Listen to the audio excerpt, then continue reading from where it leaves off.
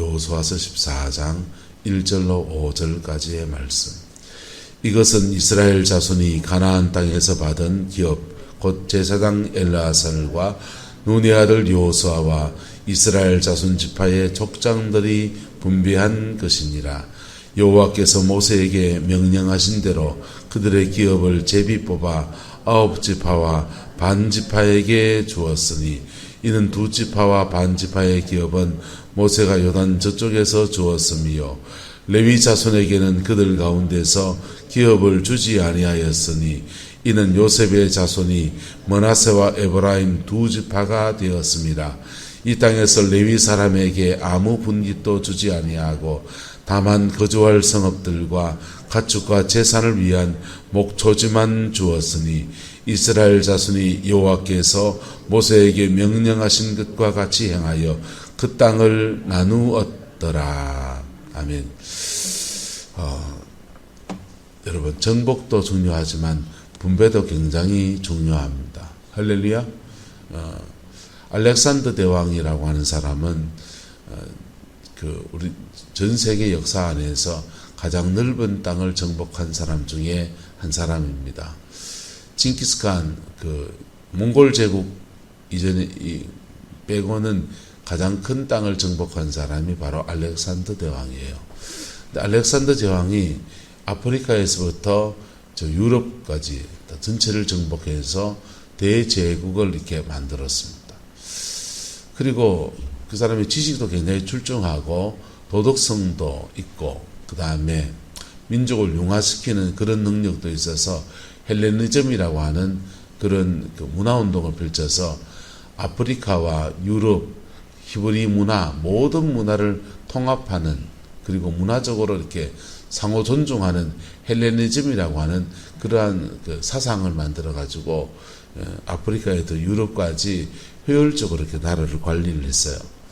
문제는 알렉산더가 인도를 정복하러 갔다가만 이렇게 전사하게 됩니다.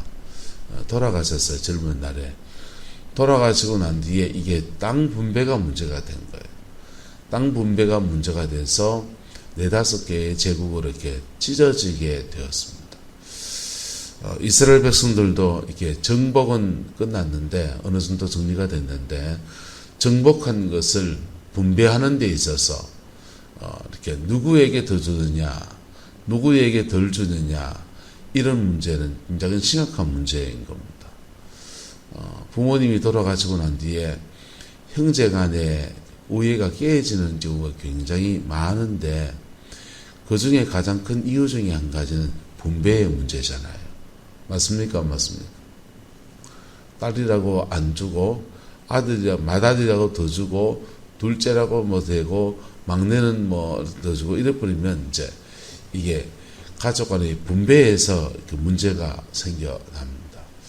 분배의 참 원칙이라는 게 참 어려워요. 여러분, 큰아이와 작은아이가 둘 다 사과를 줍니다. 둘이에게. 5아이에게 사과를 주는데, 부모가 생각하는 공평하고 자녀가 생각하는 공평이 달라요. 자녀는 내 거나 지 거나 똑같은 걸 하나씩 다 주는 거, 그게 공평이지요. 부모는 어떠냐면요, 약한 아이한테 한 개 더 주는 게 공평인 거예요. 맞습니까? 안 맞습니까? 아이마다 형편과 처지가 다르니까. 그래서 힘을 실어줘야 될 아이한테 하나 더 주고, 또는 이렇게 너무 약해가지고 지금 이 아이 꼭 필요한 아이에게 하나 더 주고, 이게 공평이 있죠. 어때요? 뭐가 공평입니까? 담이 이렇게 있는데, 이 담 너머에 너무 멋있는 장면들이 있습니다. 근데 키가 큰 아이가 있고, 키가 큰 아이는 지키로 다 보입니다. 와, 멋있다. 키가 작은 아이도 있습니다. 키가 중간쯤 되는 아이도 있습니다. 그러면 이 아이들에게 이 답변은 다 공평한 거예요. 기준은 다 공평한 겁니다. 그런데 키 작은 아이는 볼 수 있다 없다. 이 장면 보이겠습니까? 안 보이겠습니까? 안 보이죠. 그러면 공평이 뭐겠어요? 이 담벼락을 같은 기준으로 넣는 게 공평이다. 이렇게 말하는 것이 주로 이렇게 권위 아래 있는 사람들이 하는 공평입니다. 어떻게 공평이겠습니까? 이 아이한테는 요만한 틈을 이렇게 계단을 이렇게 둬서 이렇게 뒷고용이 돼서 이렇게 해서 이게 보는 거. 야, 밖에 너무 멋있다. 이게 공평이 되죠. 이 아이에게는 디딤판 하나만 줘서 요래서 가지고 야, 괜찮네. 이래 보는 거. 주일 예배를 드릴 때 유장모님하고 이장모님하고 두 분이 이제 여자분이시니까 예배 때 대표기도 했을 때 열애가 보이는 거예요. 이장모님하고 저하고는 서면은 마이크가 높이가 맞아요. 그리고 이렇게 카메라 화면에 딱 비쳐요. 이장모님하고 유장모님은 키가 안 되신, 저보다 작으시니까 여기다가 디딤판 하나 만들어 놨어요. 같이발 안 쓰도록 좀 되는 정도로 만들어 놨습니다. 다 공평한 거지! 이렇게 말하면 능력이 있는 사람은 밖을 볼 수 있고 능력이 없는 사람은 키가 작은 채로 이렇게 되는 겁니다.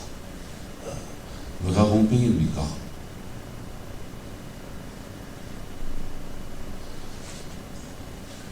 능력대로 산다라고 할 때는 이 사람이 이 같은 선을 두고 사는 게 맞아요. 그게 이제 자본주의 사회입니다. 무슨 사회라고요? 자본주의 사회. 자본주의 사회는 자기가 버는 만큼 지 능력껏 사는 것. 사회주의 사회는 어떠냐? 사회주의 사회는 따라합시다. 능력껏 일하고 필요를 따라 나누어 준다. 분배를 필요를 따라 나누어 준다. 그래서 가난한 사람은 벌었는데 100만 원이 생활비라면 100만 원 생활비에 지는 70만 원밖에 못 벌었다. 자기 능력이 70이다. 그러면 나라에서 다른 사람이 세금을 많이 내다가 30을 보태가 이 사람 30을 보조를 해줘야 된다. 이거죠. 어떤 사람은 100이 생활비인데 60밖에 못 벌었다 하면 40을 나라에서 보조해줘야 된다. 이게 100만 압으로 맞춰줘야 된다. 어떤 사람은 10밖에 못 벌었다 하면은 나라에서 90을 보조를 해서 압을 채워줘야 된다. 그래서 100만 원 맞춰줘야 된다. 이거 사회주의라고 합니다. 뭐라고 한다고요? 사회주의. 자본주의는요, 100만 원 지갑을었으면 100만 원 쓰는 겁니다. 지 능력껏 벌고 지 능력대로 사는 겁니다. 세금 적당히 떼고. 이 두 가지를 섞어놓으면 뭐겠습니까? 자본주의와 사회주의를 섞을 수 있을까 없을까요? 이걸 섞은 걸 복지국가라고 합니다. 뭐라고 한다고요? 복지국가. 그래서 정말 너무 형편부인증이 되면 나라에서 300만 원 번 사람에 대해서 100을 떼든지 90을 떼든지 적당한 세금을 떼서 없는 사람을 도와주는 역할을 한다. 그게 이제 수정자본주의 또는 복지국가라고 그렇게 말합니다.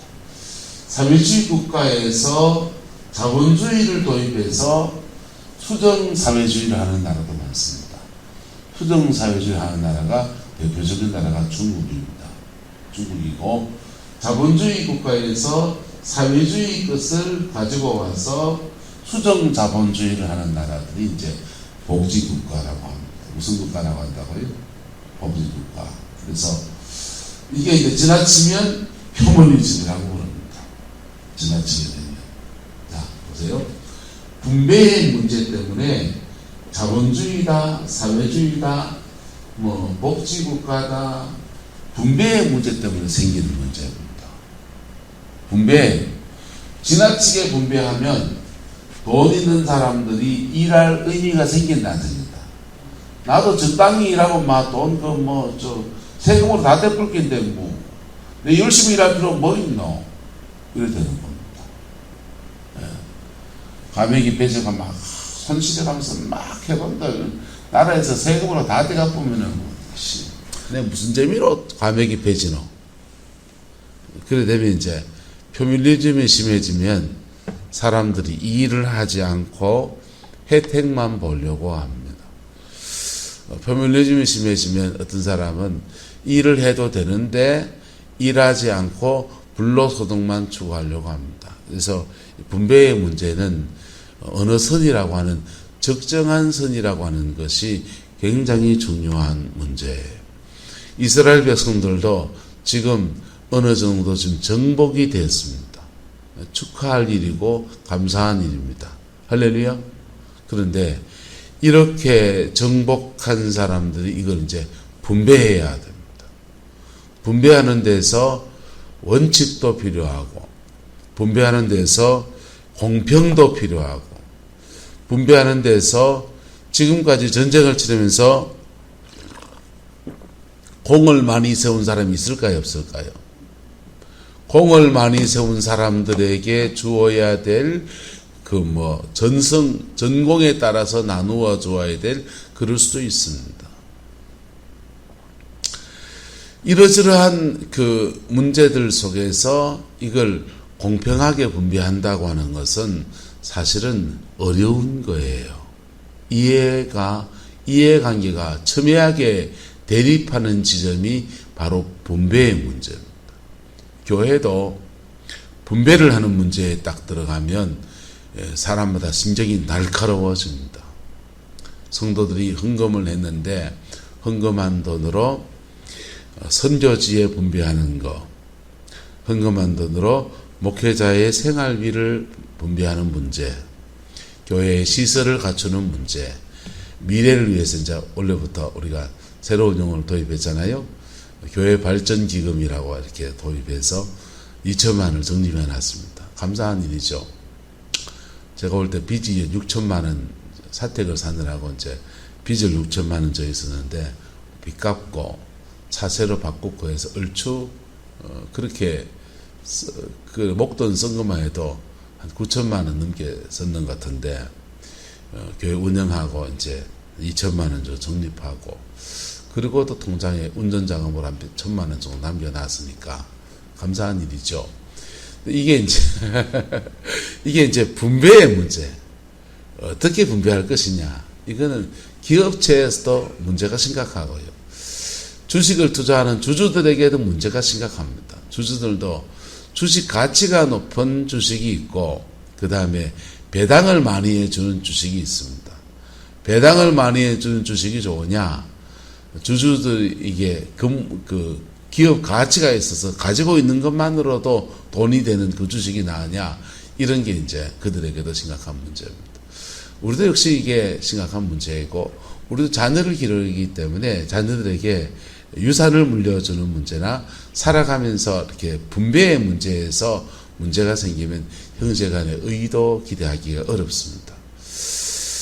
어제 작은 놈이 이제 아르바이트 하는데 하루 12시간을 일을 해요. 고객들을 상대해서 고기를 끊어주면서 팔고 그런 일을 하다 보니까 지도 이제 고객을 응대하려면 스트레스가 많은가 봐요. 스트레스가 많아서 집에 와서는 이제 술 한잔 하는 것도 아닌데 넋두리 같은 얘기들을 막 하는 거예요. 옛날 얘기들을 막 하면서 나는 왜 형이 쓰던 핸드폰을 물려받아야 되고 형이 입던 옷을 물려받아야 되고 막 둘째의 서름이 있지 않습니까? 근데 제가 한마디 했습니다. 잘 들어줘야 되는데 야 그게 그래도 엄마 아빠는 그게 최선이다 이 새끼야 이랬어요. 근데 부모 입장에서는 뭡니까? 없는 형편에 큰애 사주고 그 다음에 이제 둘째 큰애 바꿀 때 둘째 주고 뭐 그렇게 하고, 옷도 이제 큰애 크면 둘째 물려 입고 뭐 그러지 않습니까? 지가 이제 그 중학교 때 이제 가오를 잡고 싶었어요. 그래서 노스페이스 이렇게 상의 외투를 사달라는 겁니다. 노스페이스 외투 한 벌이 그때 30만 원, 40만 원 했습니다. 저희가 받는 생활비 가지고 네 식구가 이제 살아가는데, 가한테 40만 원을 써버리면 우리는 이제 생활비가 모자라는 겁니다. 그래서 그 당시 오렌지 팩토리에 가서 브랜드 없는 그냥 잠바를 하나 사가지고 이거 입어라 좋습니다. 이 녀석이 교복 입고 안 입고 다니는 거예요. 가오 잡는다고. 주위에 돌돌돌돌 떨면서 2주 동안 맨교복 입고 다니며 시위를 했습니다. 그래서, 예? 어쩝니까? 돈 없는데. 돈 없는데 어쩝니까? 그래서 2주 동안 시위하고 집사람이 여보 안 되겠다. 사줘야 되겠다. 그래서 카드 끌고 사줬습니다. 그게 그런 일들이, 지는 뭘 하나 하려면은 그런 일들이 너무 많았던 거예요. 그게 이제 저한테는 아픔이에요. 그래서 지방에 가면은 옷이요, 옷방을 해도 됩니다. 막 이런 옷 저런 옷, 막 옷을 얼마나 사놨는지. 아르바이트 해서 돈이 생길 때마다 계속 옷을 사는 거예요. 이게 뭐 때문에 그런 겁니까? 분배에서 받은 상처 때문에 그런 것이죠. 우리는 한정된 자원을 가지고 살아가요. 교회 예산도 한정되어 있고요. 여러분의 가정의 생활비도 한정이 되어 있습니다. 유 장로님, 막 끌어 쓸 수 있는 돈이 있습니까? 근데 이게 분배의 문제에 걸리는 거예요. 어떻게 분배할 것인가. 자원은 한정되어 있고 그 자원을 끌어다 나눠야 될 문제에 갔을 때 분배의 문제에 걸립니다. 미래 가치를 중요하게 생각하면 교회의 우리 교회도 교회 발전기금을 더 넣어놔야 되죠.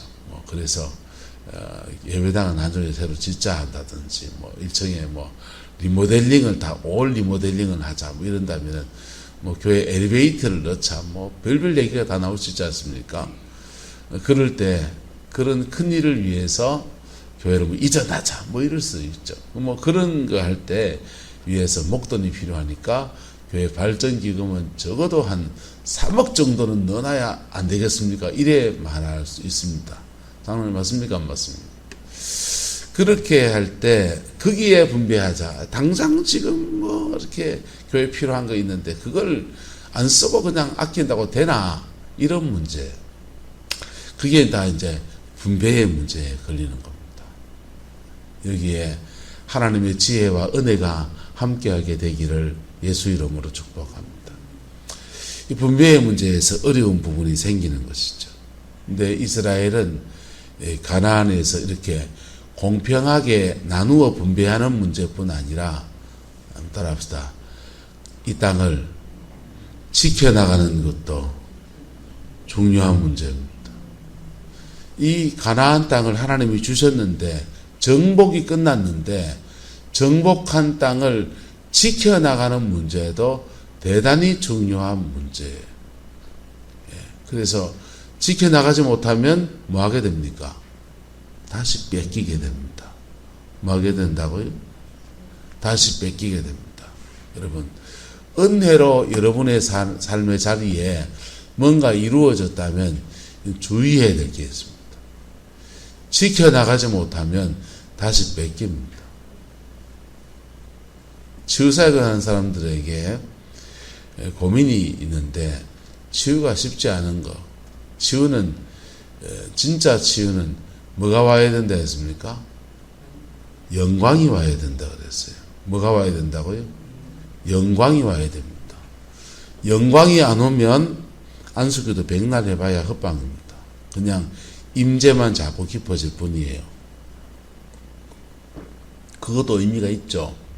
임재 안에서 구원을 주시고, 임재 안에 마음을 만지시고, 임재 안에서 하나님의 은혜 아래 이렇게 영적 수위가 높아지게 하니까 그것도 의미가 있지만은, 소원의 항구, 병이 낫기를 원한다, 인생의 문제가 해결되기 원한다, 정말 중요한 문제가 해결되기 원한다 할 때는 영광이 와야 된다. 뭐가 와야 된다고요?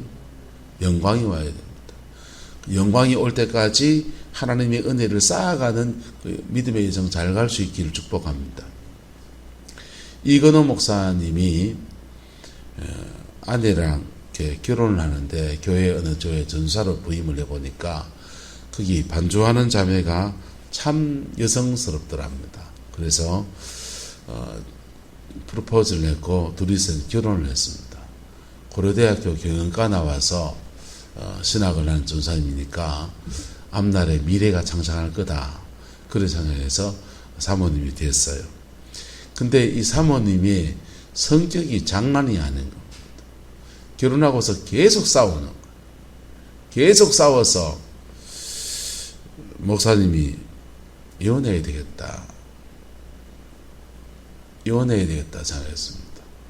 근데 고려대학교 경영과 나왔는데 신학하여서 목사 되려 하다가 이혼을 하려고 보니까 이제 다시 어디 회사에 취직하기도 지금 나이가 들어 늦었고 뭐 먹고 살까 하다가 슈퍼마켓이나 하나 해야 되겠다, 그 생각을 했습니다. 그래서 하나님한테, 하나님 저 이혼하겠습니다, 윤호하여 주옵소서, 슈퍼마켓이나 하나 하게 목 좋은 자리 하나 찍어 주십시오. 그렇게 기도를 합니다. 그래 기도하는데 하나님이 음성이 들려요. 내가 너를 믿고 그 딸을 너에게 맡겼다. 너를 믿고 그 딸을 너에게 맡겼다, 그러시는 거예요. 하나님이 이 딸을 나를 믿고 맡겼다니, 그렇다면 그럼 살아보겠습니다. 그럼 나는 뭐 하면 됩니까? 이 여자를 데리고 사는 것을 사명으로 살고 살겠습니다. 근데 그래도 계속 다툼이 끊어지지 않는 거예요. 그래서 이분이 미국으로 유학을 갑니다. 미국 유학 가서 공부해 와서, 그러면은 당신은 사모로서는 도저히 안 되겠고, 내가 교수하면은 당신 그냥 이제 교수 부인 되면은 그냥 일반 직장인처럼 살면 되니까 신학교 교수하자. 그래가지고 공부를 더 해야 된다 해서 미국 가서 풀러에 가서 이제 공부를 하고, 아내는 한국에 놔둔 겁니다. 그렇게 놔두고 신학 강의를 쭉 듣는 중에 가정 안에 흘러가는 영들에 대한 강의를 들었어요. 가정 안에 흘러가는 영들에 대한 강의를. 그래서 성격이 너무 거하고 그런 사람은 가정 안에 영적 드라빔이 있다는 거, 우상의 영이 그 가정에 돌고 있다는 겁니다. 요즘 말로 하면 가계로는 영향력이라고 할 수도 있고, 가계로는 저주라는 말로 바꿔서 옛날에 그렇게 말했죠. 그게 있다는 얘기를 들은 겁니다. 그래서 이분이 이제 그것 때문에 이제 그 강의를 듣고 도전을 받았어요. 야, 우리 가정도 행복한 가정이 될 수 있는 길이 있겠구나 하면서 서울과 미국에서 둘이서 같이 이제 이 문제를 놓고 기도를 하자. 작전 기도에 들어갑니다. 일주일에 한 번씩 꼭 기도원에 가서 부르짖어 기도하고, 하나님 우리 가정을 변화시켜 주십시오. 영적 전쟁으로 막 끌어가는 거예요. 그런 기도를 이제 한 두어 달을 진행을 합니다.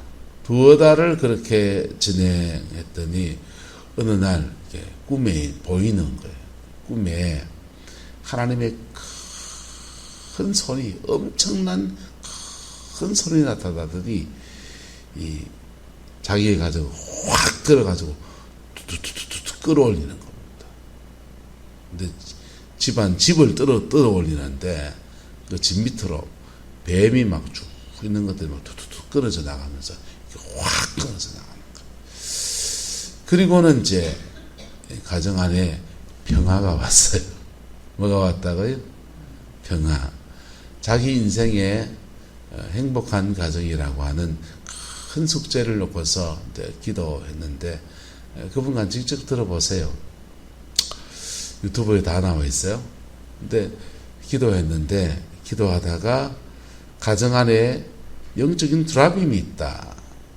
그게 당신 가정의 문제다. 그 도전 바꿔서 이분이 이제 작전 기도하고서 같이 아내랑 자기랑 같이 쭉 기도해 갑니다. 기도해 가다가 임재가 쌓이고 쌓인 그 순간에 영광이 오는 거예요. 뭐가 오는 거라고요? 영광이 오는 겁니다. 옆 사람 축복합시다. 기도는 쌓입니다. 작게 쌓으면 작게 쌓이고요. 많이 쌓으면 많이 쌓입니다. 태산 같은 문제는 기도가 많이 쌓여야 됩니다. 기도가 많이 쌓이면, 그리고 기도가 쌓인 상태에서 임재가 그걸 감당할 만큼 임재가 딱 차면 이상하게 영적인 사인이 딱 와요. 제 경험입니다. 그 문제를 감당할 만큼 영적인 준비가 딱 되면 사인이 딱 오더라고요. 그때부터는 저는 선포해요. 따라서 하나님 앞에는 간구하고 문제 앞에는 선포하고, 그때부터는 하나님의 그 임재 안에서 선포합니다. 영광이 옵니다. 그러면서 치유도 일어나고 문제도 해결되고 그러는 거죠. 그렇게 해서 이렇게 정복해내는 겁니다. 뚫고 나가고 돌파해내고 정복해내는 겁니다. 할렐루야. 여러분 가정에 정복과 돌파가 일어나게 되기를 그리스도의 이름으로 축복합니다. 그렇게 정복하고 돌파해 놓으면 가진 게 있어요. 뭘 가지게 되냐? 그렇게 기도 생활하면 영역이 생깁니다. 뭐가 생긴다? 영역이 생깁니다. 그리고 그 일을 통해서 영적인 전리품이 생겨납니다. 영적 전리품이 생겨나고 실제로 문제가 해결되면서 재정이나 다양한 반면에 많은 것들을 가지게 됩니다. 그리고는 이제 이게 분배가 시작이 되는 거예요. 분배가. 이 분배에서 여호수아와 엘르아살, 제사장 엘르아살이 대표 지도자가 돼서 분배를 주도해 나갑니다. 기업을 나누는데 제사장 누구와 엘르아살과 눈의 아들 누구와 여호수아와 이스라엘 자손의 지파의 누구들이, 족장들이 분배했다 그랬어요. 지도자들이 이것을 분배해 나갑니다. 분배에서는 어떤 기준이든지 기준을 정하고, 따라합시다, 공평해야 합니다. 분배를 받는 사람도 이게 그 기준에 의해서 공평하게 분배되어졌다라고 받아들여져야 돼요. 이게 인정이 안 되면 공동체성이 깨져요. 뭐가 깨진다고요? 공동체성이 깨집니다. 공동체성이 깨지면 영광이 급격히 사라집니다.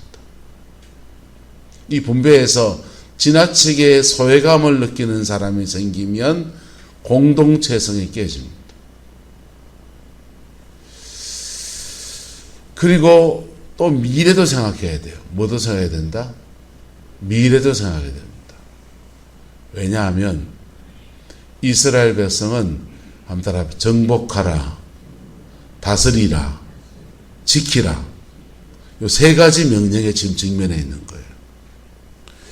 가나안을 정복하고 난 뒤에 에덴 동산에서 하나님이 축복의 세 가지 명령을 주십니다. 축복의 세 가지 명령이 뭡니까? 한따라 생육하라, 번성하라, 충만하라. 네. 축복의 세 가지 명령이 생육, 번성, 충만, 이 세 가지입니다. 이 축복이죠. 분배가 잘 되면 분배한 땅에서 너희를 생육하고 번성하고 충만하라. 할렐루야. 여러분의 가나안을 차지하면 생육하고 번성하고 충만하라. 할렐루야. 이 대한민국이 6.25 전쟁의 잿더미에서 이만큼 일어서서 이런 축복에 들어있었더니 생육하고 번성하고 충만해졌습니다. 오늘은 또 문제가 있긴 하지만, 근데 이 에덴에는 세 가지 축복만 있는 게 아니에요. 사명의 명령이 있는데, 따라서 정복하라, 다스리라, 지키라. 정복하라, 다스리라, 지키라. 세 가지 명령이 주어지는데, 12지파 중에서 11지파는 다스리라는 명령에 집중되어 있습니다. 한 지파는 뭐에 집중되어 있습니까? 한 지파. 한 지파는 누굽니까? 레위 지파입니다.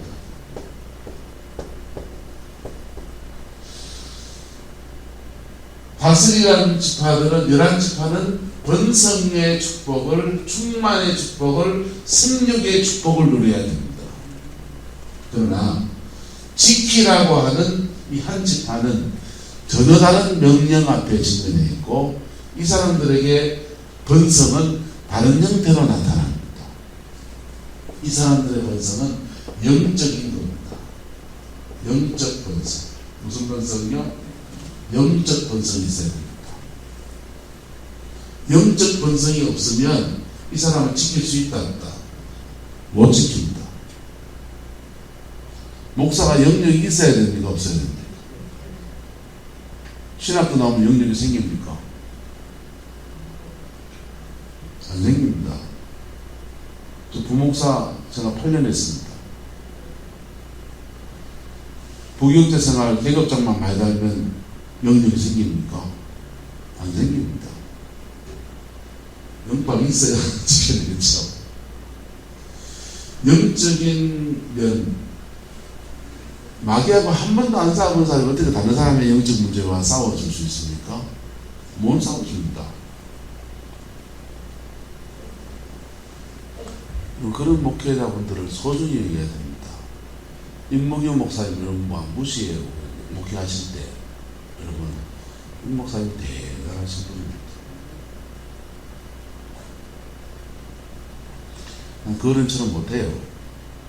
그거는 박재영 지사님 두고 지금까지 기도하시더라고요. 저는 죄송합니다. 여기 교회 등록한 성도들 위해서 기도한 거 끝입니다. 그 교회 이전하면 그 교회 목사님 기도해야지. 맞습니까? 맞습니까? 그냥 막 생각나면 한 번씩 기도할 때 있겠지만 주로 기도하는 뜻은 아니었습니다. 근데 이게 지키라 할 때 군사적으로 지키는 것도 있지만은 영적으로도 지켜야 된다. 할렐루야. 그래서 하나님이 12지파 중에서 한 지파를 따로 떼서 이 일을 하도록 한 겁니다. 이 일을 하도록 하니까 이 사람들에게 전지를 준다 안 준다? 전지를 안 주잖아요. 농사지을 땅을 안 줍니다. 보세요. 레위 자손들에게는 그들 가운데서 뭘 주지 않았다? 기업을 주지 아니하였으니 레위 사람에게 아무 분깃도 주지 아니하고 다만 거주할 뭐와 성읍과 가축과 재산을 위한 뭘 줬다? 목초지를 줘서 아침마다 신선한 젖은 저희 본인들이 잘 먹을 수 있도록 이렇게 했다라는 겁니다. 공평과 함께 미래를 봐야 됩니다. 그래서 지키는 사명을 맡은 사람에게는 전지를 안 주니까 뭘 줘야 됩니까? 11조를 줘야 되는 거예요. 뭘 줘야 된다? 11조. 11조 생활하면 11지파가 11조 생활하면 한 지파가 밥 먹고 삽니다. 이건 하늘나라 공무원이라고. 공무원은 그 월급 누가 줍니까? 나라에서 주듯이 하늘나라 공무원은 하나님이 주는 겁니다. 하나님이 주는데 하나님이 주는데 하나님이 11지파의 11조 가지고 레위 지파를 살게 합니다. 근데 이게 사사기 시대가 되면 정복이 끝나고는 이게 다 무너져 버리는 거예요. 전지를 받은 사람들이 자기 땅에서 농사 지갖고 지가 먹고 살고 그냥 자기 인생을 살고 하는데 막 자기가 생육하고 번성하고 충만한 데는 너무 막 할렐루야 하는데 레위 지파에도 줄 거 안 줍니다. 줄 거 안 주니까 레위 지파는 더 이상 성막을 들고 이동하지도 않아요. 이제는 그 땅에서 그 직무, 종교적인 직무를 감당해야 되는데 자기들도 뭐 해야 될지 잘 모르고 이 사람들도 뭐 아무것도 안 하네 하면서 안 주고 그러니까 이 사람들도 밥 먹고 살아야 됩니까? 안 먹고 살아야 됩니까? 밥 먹고 살아야지. 너 밥 먹고 삽니까? 밥 먹고 살아야지. 그러니까 돈 나올 구멍을 찾아야 된다. 돈 나올 구멍을 찾아야 되죠. 아르바이트를 하든지 아르바이트 하든지 뭐 돈 어디 뭐 만들어서 뭘 하든지 그렇게 하는 거예요. 레위 지파의 경우에는 아마 상업을 지었을 거예요. 전지가 없으니 고대 사회에서는 장사하는 것 외에 무슨 돈 벌겠어요. 그래서 이 사람들의 물건들을 갖다가 레위 지파가 전국에 흩어져 있으니까 여기 있는 물건이 특산물을 저기 갖다 팔고 레위 지파의 가문을 따라서 이렇게 해서 그렇게 판매했겠죠. 그게 그렇게 해서 자신의 직무를 레위 지파가 떠나버립니다. 이스라엘 11지파의 책임이 있다 없다? 있죠. 목사가 목사로서의 그 직무에 충실하게 정한 월급을 줘야 됩니다. 목사는 헌신적이고 뭐 봉사적이니까 목사님 굶고 사소 이러면 안 됩니다. 목회자에게 정한 월급을 줘야 됩니다. 그리고 그 정한 월급의 기준은 좀 뭐냐? 제가 생각하는 기준은 그 나라 사람들의 평균 월급이라고 생각합니다. 제 나이 또래의 사람들이 살아가는 평균 월급이다. 우리 애가 아르바이트 하는데 아르바이트 하는 비용보다 내가 적더라고. 근데 그게 이제 모자라잖아요. 모자라면 이 레위 지파는 누구를 바라봐야 됩니까? 주님을 바라봐야 됩니다. 뭘 바라봐야 된다? 주님을 바라보면 주님이 광야 생활하는 사람들에게 만나와 메추라기를 주셨던 것처럼 다른 통로를 통해서 재정을 여십니다. 그게 레위 지파는 계속해서 가나안 땅에 살지만 가나안의 풍요에 사는 것이 아니라 광야를 살도록 해놓은 거예요. 뭘 살도록 해놨다고요? 원목사는 성광교회 재정이 풍성해진다고 그걸로 사는 게 아니고 뭘로 살게 해놨다고? 광야를 살도록 해놨다고. 왜? 그래야 뭐 하니까?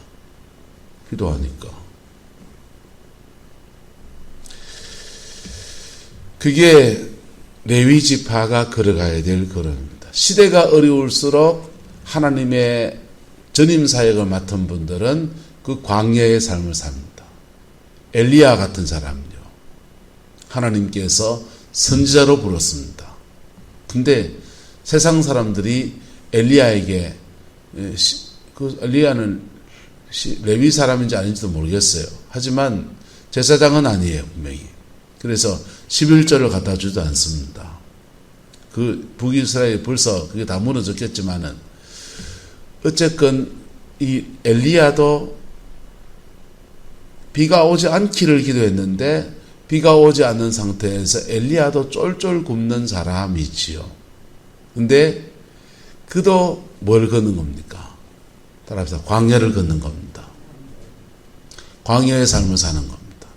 광야의 삶을 살면 광야의 삶을 살아가는 중에 주님이 계속 뭘 주시고 만나와 메추라기를 주시고 기적으로 사는 삶이 레위 지파 가나안 땅에 살지만 가나안의 풍요 속에 사는 것이 아니라 하나님이 공급하심에 기적으로 살아가는 거예요. 그게 하나님이 이 땅에 주의 종들에게 요구하시는 길이에요. 특별히 교회가 안정되어 있지 않은 교회들은 그래 살아갑니다. 저도 개척교회를 해봐서 개척교회 목사가 어떻게 사는지 알아요. 하나님이 공급하심에 기적으로 사는 겁니다. 그런데 그러면서도 본인이 자기 살 길을 계속 찾아나가면 하나님의 공급하심이 끊어져 버립니다. 주님의 공급하심이 끊어지고 네가 판 걸로 네가 사는 겁니다. 그게 그렇게 사사기의 대혼란이 이루어져서 이스라엘 백성들은 11조를 하지 않고 레위 지파는 하나님을 바라보지 않고 자신의 직임을 떠나고 그래가 영적으로 지켜주지 못하는 그러한 상태에 처하게 됩니다. 그랬더니 이스라엘 백성이 따라서 자기들의 지은 죄에 따라서 심판을 받기 시작합니다. 죄를 지었는데 심판을 피할 수 있는 길이 뭐냐 하면 중보기도입니다.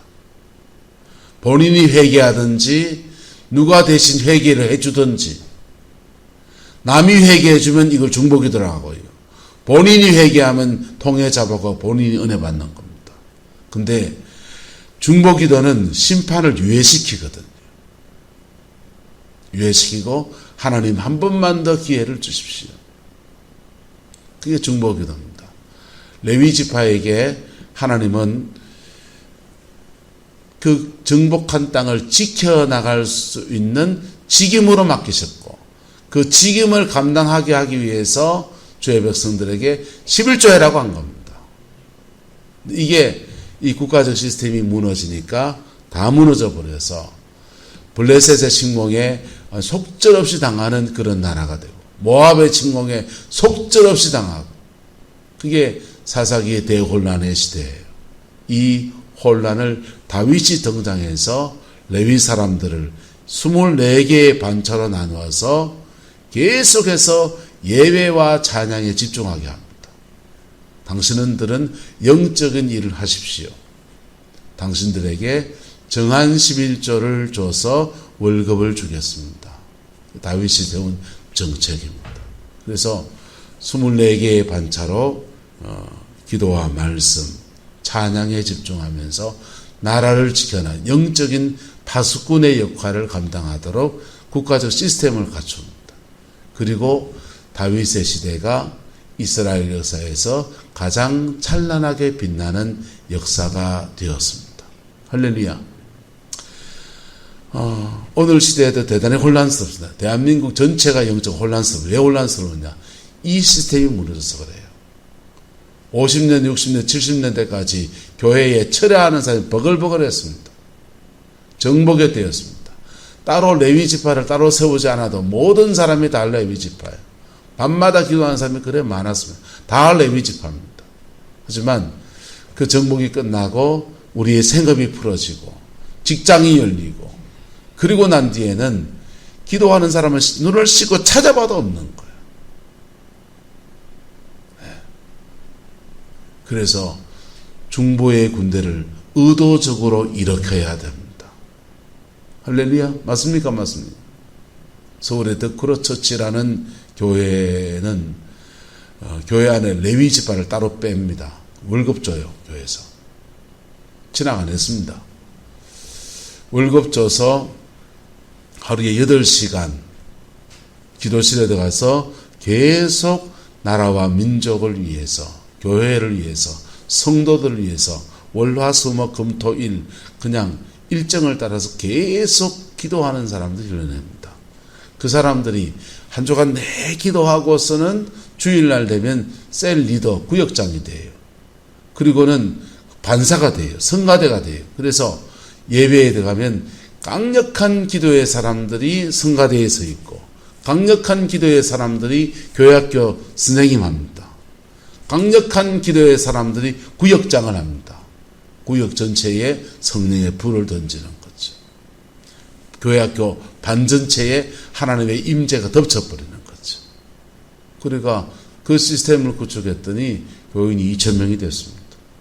개척한 지 5년 만에. 교회는 어떻게 섭니까? 나라는 어떻게 지킵니까? 여러분의 가정은 어떻게 세워집니까? 정복이 중요합니다. 할렐루야. 분배도 중요합니다. 하지만 지키는 자가 반드시 일어나야 합니다. 할렐루야. 지키는 자가 안 일어나면요, 정복해 놓은 것을 빼앗기게 될 겁니다. 또는 정복한 그 이상의 것들을 넘어가지 못할 겁니다. 근데 사람들이요, 이걸 중보자를 안다 모른다. 안 알아줍니다. 안 알아주기 때문에 내가 이거 안 해! 하는 마음이 일어날 수 있습니다. 여러분, 그럴지라도 나는 흐트러지지 말아야 되는 거예요. 무슨 말이가 됩니까? 한번 따라합시다. 다 흔들려도 나는 내 믿음 지켜야 됩니다. 여러분 가정의 자녀들이고 누구고 다 흔들려도 여러분은 여러분의 믿음을 지키고 여러분이 파수해야 될 그 길을 걸어가야 되는 거예요. 그럴 때에 그들이 이해하지 못해도 그 중보의 그늘 안에서 하나님의 지키심의 역사가 일어나는 겁니다. 그리고 하나님이 그렇게 기도로 심는 사람들을 하나님이 축복하십니다. 축복하셔서 그에게 만나와 메추라기가 끊어지지 않게 하십니다. 광야의 삶에 함께 하셨던 하나님께서 광야의 삶을 살아가는 그들에게 또한 함께 하십니다. 엘리야가 광야를 지나가면서 그렇게 중보자가 돼서 공개해 주는 사람이 없을 때에도 하나님은 까마귀를 보내시고, 엘리사가 그럴 때도 수넴 여인의 수종을 받게 하시면서 그렇게 하나님 고비고비마다 만나와 메추라기를 이 모양 저 모양으로 허락하셔서 그렇게 채우시는 거예요. 그게 오늘 시대의 목사들이 걸어가야 될 여정이고요. 오늘 시대의 교회 안에서, 가정 안에서 중보자로 부름받은 저와 여러분들이 걸어가야 될 걸음인 것입니다. 할렐루야. 그 여정 걸어갈 수 있기를, 결단할 수 있기를 그리스도의 이름으로 축복합니다. 무슨 일이 있어도 나는 늘 하루에 1시간은 기도를 하겠다 결단해야 됩니다. 내 가정을 위해서 애들이 무슨 소리를 하더라도 나는 묵묵히 기도하겠다 결단해야 됩니다. 그럴 때 아무것도 아닌 그 기도가, 아무것도 아닌 것 같이 보이는 그 기도가 내 가정을 지켜나갑니다. 시간이 지나보면 때가 돼서 그들이 부딪혀보면 알게 됩니다. 기도하겠습니다. 좋으신 아버지 하나님, 주의 나라가 이루어지게 하시고 주의 그 뜻이 이루어지게 오 하나님 역사하여 주시옵소서.